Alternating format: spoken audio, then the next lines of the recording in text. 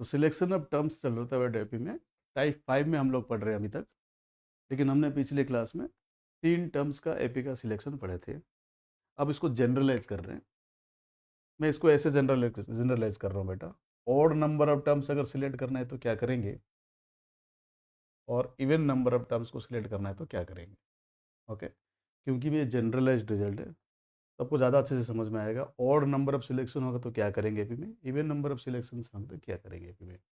Odd का तो हम लोग देख चुके थे, क्योंकि हमने 3 का एग्जाम्पल लिया था, वहाँ पे एपी का सिलेक्शन कैसे होता है बेटा। क्योंकि डी को कैंसिल करना होता है, तो एक साइड हमने प्लस डी, एक साइड हमने माइनस डी कर दिया। जब सम में तीनों को कंसीडर करेंगे, डी और डी एक दूसरे को कैंसिल कर देंगे। बट यही सिचुएशन में अगर इवन होगा तो इस ए टर्म की रिक्वायरमेंट नहीं है, क्योंकि इवन नंबर ऑफ टर्म्स में डी को हर जगह से कट करना है आपको, क्योंकि हर एक जगह पे प्लस होगा तो दूसरे को माइनस ही तो कैंसिल कर सकता है। इसलिए हमने यहाँ पे जो तरीका बना रहे, तो सबसे पहले 4 के लिए सोचते हैं, और इसी फंडे से 3 के लिए, 5 के लिए, 7 के लिए वैसे ही लिख सकते हैं। 5 7 पे तो क्वेश्चन नहीं आएगा, 4 से ज़्यादा भी इवन पे क्वेश्चन नहीं आता। फिर भी जनरलाइज करके एक बार समझते हैं कैसे होगा। इवन नंबर ऑफ टर्म्स अगर दे दिया, मान लो बेटा 4 टर्म्स दिया है, क्योंकि इवन नंबर ऑफ टर्म्स है तो डी एक जगह माइनस रख लेंगे और एक जगह प्लस रख देंगे। और यहाँ पे बच्चे एक्चुअल में क्या गलती करते हैं मैं बताऊंगा, क्योंकि हमारा आदत होता है ना बेटा, एपी का जो कॉमन डिफरेंस होता है वो डी होता है। यहाँ पे बेटा कॉमन डिफरेंस डी था, फॉरवर्ड डायरेक्शन में यहाँ पे कॉमन डिफरेंस क्या था बेटा, डी।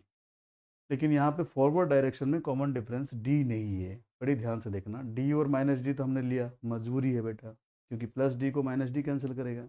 लेकिन फॉरवर्ड और बैकवर्ड डायरेक्शन में अगर सोचेंगे, यहाँ पे फॉरवर्ड डायरेक्शन में जो कॉमन डिफरेंस होगा वो डी नहीं होगा। बच्चे का आदत क्या होता है, ए प्लस डी के बाद तुरंत क्या लिख देना, ए प्लस टू डी, और इमीडिएटली क्या हो जाएगा बेटा, गलत हो जाएगा। क्योंकि ए प्लस डी के बाद हमें रटा हुआ रहता है कि नेक्स्ट टर्म क्या होता है, ए प्लस टू डी। पहले सीक्वेंस को समझो। एपी का मतलब होता है कोई भी टर्म से प्रीवियस टर्म को जैसे ही आपने माइनस किया आपको डी का वैल्यू मिलेगा।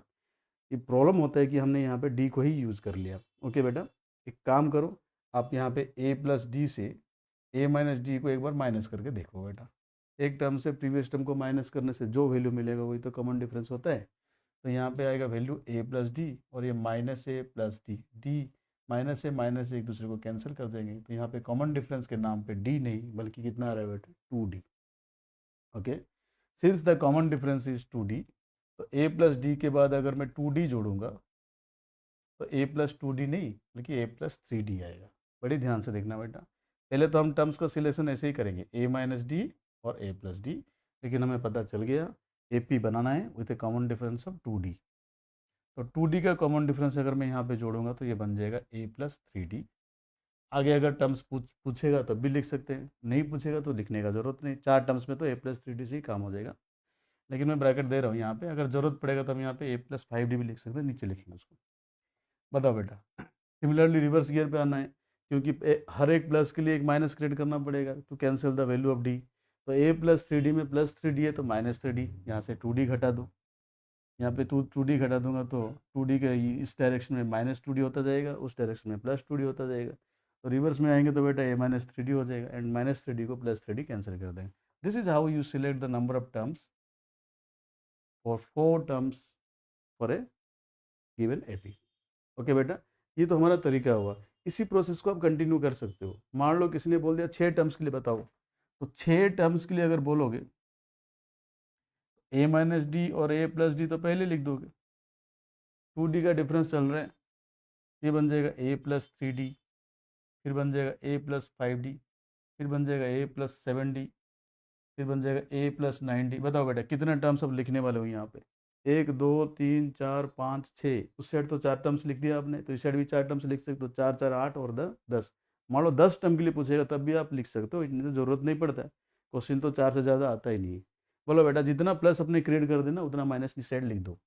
या हमने प्लस थ्री डी लिखा उसके लिए माइनस थ्री डी लिखेंगे, या हमने प्लस फाइव डी लिखा उसके लिए माइनस फाइव डी लिखेंगे, या प्लस सेवन डी लिखा माइनस सेवन डी लिखेंगे, या प्लस नाइन डी लिखा ए माइनस नाइन डी लिखेंगे।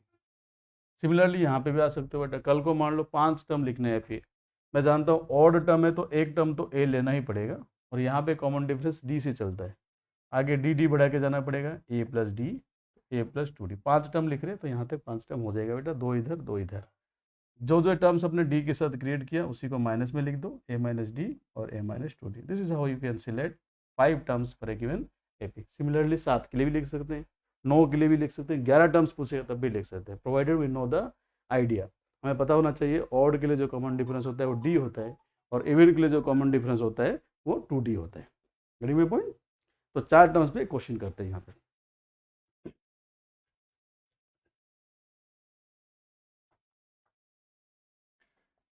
चार टर्म्स पे भी क्वेश्चन वही बात है बेटा, मान लो इन कंडीशन के ऊपर क्वेश्चन बना देगा और बोल देगा 4 टर्म्स में एपी में ऐसे सेट कर रहा हूँ, और इसी को फाइंड करने के लिए आपको बोल देगा बेटा 2 4 6 8 these are the 4 terms of an AP. तो क्वेश्चन वाले क्वेश्चन कैसे देंगे आपको, दो कंडीशन से एपी सॉल्व होता है, एक है ए, दूसरा है डी, ये सबको पता है ना। पहला कंडीशन क्या होता है ए, पहला वेरिएबल क्या होता है ए, दूसरा वेरिएबल क्या होता है डी। बेटा यही एपी का दो कंडीशन है, प्राइमरी कंडीशन है, ए और डी मिल गया तो मतलब पूरा AP you have in your pocket. तो इसीलिए इसने सबसे पहले क्वेश्चन बनाने के लिए यहाँ पे सम का कंडीशन देगा, और दूसरा कंडीशन कुछ भी दे सकते हैं। मान लो अब की बार मैंने कंडीशन ऐसे कर दिया, सम ऑफ स्क्वायर्स ऑफ टर्म्स, और यहाँ पे दे दिया सम। सम मान लो कितना दे दिया बेटा, 6 + 4 = 10, दिस इज 10, 10 + 10 = 20। सम गिवन है इस एपी का 20, चार टर्म्स एक एपी में दिया है, उसका सम गिवन है 20, और sum of squares of the terms are is given. बोलो बेटा सम ऑफ द स्क्वायर्स कितना होगा यहाँ पे, 2 का स्क्वायर, 4 का स्क्वायर, 6 का स्क्वायर प्लस 8 का स्क्वायर। 2 का स्क्वायर 4 होता है, ये 16 होता है, ये होता है 36, ये होता है 64, ये 100 हो गया बेटा, ये 120 हो गया। Sum of the squares of the 4 terms of the AP is given as 120। तो इसको आप वर्ड्स में लिख के देगा, आप क्या देगा बेटा, in an AP 4 terms are such that their sum equals to 20 and sum of squares equal to 120। बेटा दे तो कुछ भी सकते हैं कंडीशन में, लेकिन ये कंडीशन सम का ही रहेगा, याद रखना। सम का कंडीशन देखते हमने तुरंत दिमाग में स्ट्राइक करना चाहिए, इस सम का कंडीशन को यूज़ करके मैं तुरंत डी को गायब कर लूँगा, ऐसे मैं अपने टर्म्स को सिलेक्ट करूँगा। और ऑड ऑड है तो क्या कर सकते हैं हम, पिछले क्लास में देखें बेटा। इवन में क्या करेंगे, ऑलरेडी मैं तरीका बुलाऊँ, सबसे पहले a - डी और a + डी को लिख देना है, दिस इज प्राइमरी। और इसके बाद यहाँ पे कॉमन डिफरेंस 2D का आ रहा है, तो 2D का कॉमन डिफरेंस है a + 2D नहीं बल्कि a + 3D आएगा, इस चीज़ का ध्यान रखना है बस, a - 3D। अब इन चारों टर्म्स का अगर मैं सम कर दूँ, जैसे कि a - 3D plus a - d plus a + d plus a + 3D, मुझे ऑलरेडी पता है जितने भी d वाला टर्म्स है सब कर देंगे, क्योंकि हर प्लस के लिए एक माइनस अवेलेबल है, और इसका सम 20 गिवन है, तो 4a का वैल्यू 20 आएगा, तो यहाँ से a का वैल्यू आएगा बेटा 5। डन। a का वैल्यू आता है मतलब एक कंडीशन को आपने सॉल्व किया, a का वैल्यू मिल गया, दूसरा कंडीशन को सॉल्व करेंगे तो d का वैल्यू मिलेगा, तो दूसरा कंडीशन को आप सॉल्व करेंगे। दूसरा कंडीशन में सम ऑफ स्क्वायर्स गिवन है, बट ये टर्म्स गिवन नहीं है, ये तो मैंने क्वेश्चन बनाया यहाँ से। Getting my point? Sum of the square, sum of the squares में क्या गिवन होगा बेटा, चारों टर्म्स का स्क्वायर का सम, a - 3d का स्क्वायर प्लस a - d का स्क्वायर प्लस a + d का स्क्वायर प्लस a + 3d का होल स्क्वायर। हम जानते हैं परफेक्ट स्क्वायर को कैसे एक्सपेंड करेंगे, पहला टर्म का स्क्वायर a का स्क्वायर, दूसरा टर्म 3d है तो उसका होल स्क्वायर करेंगे तो 9d स्क्वायर आएगा, माइनस 2ab, 2 3 जा 6, तो ये आएगा -6ad।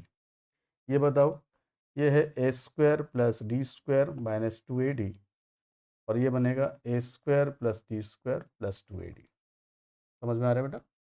ये बताओ, a square plus 9d square plus 6ad, plus 6ad से -6ad प्लस 2ad से -2ad कैंसिल। बताओ a स्क्वायर कितने बार आ रहे हैं यहाँ पे, a स्क्वायर आ रहे हैं 4 बार, 4a स्क्वायर।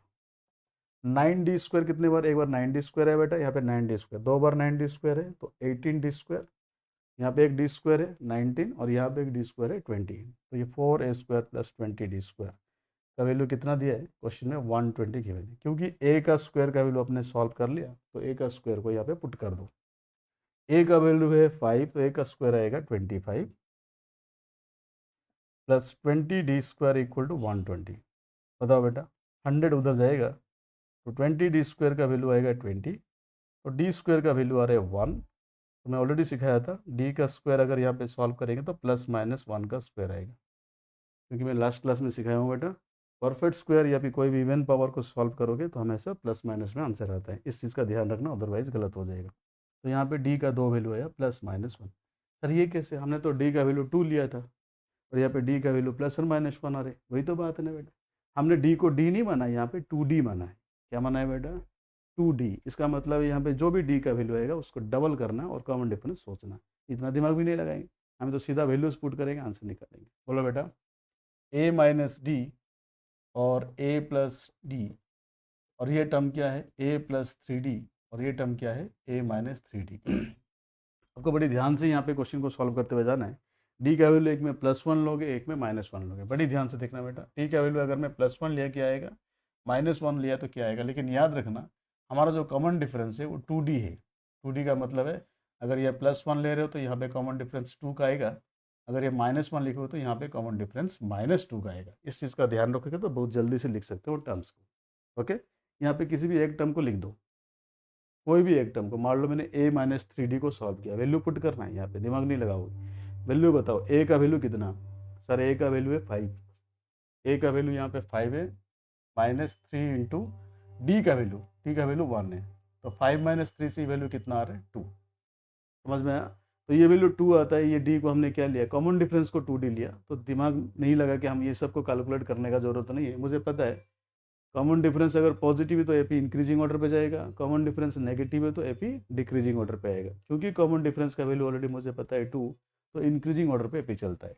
2, ये 4, ये 6 और ये 8। तो वैल्यूज पुट करने का मुझे कोई रिक्वायरमेंट नहीं है। Getting my point? ए का वैल्यू 5 था, डी का वैल्यू 1 था, 5 माइनस 1 से 4 आएगा। इसको तो सॉल्व करना ही नहीं होता है, क्योंकि हम जानते हैं डी का साइन चेंज करते एपी रिवर्स ऑर्डर में आता है। तो we are going to get the values as 8, 6, 4 and. Does that matter? This is how you can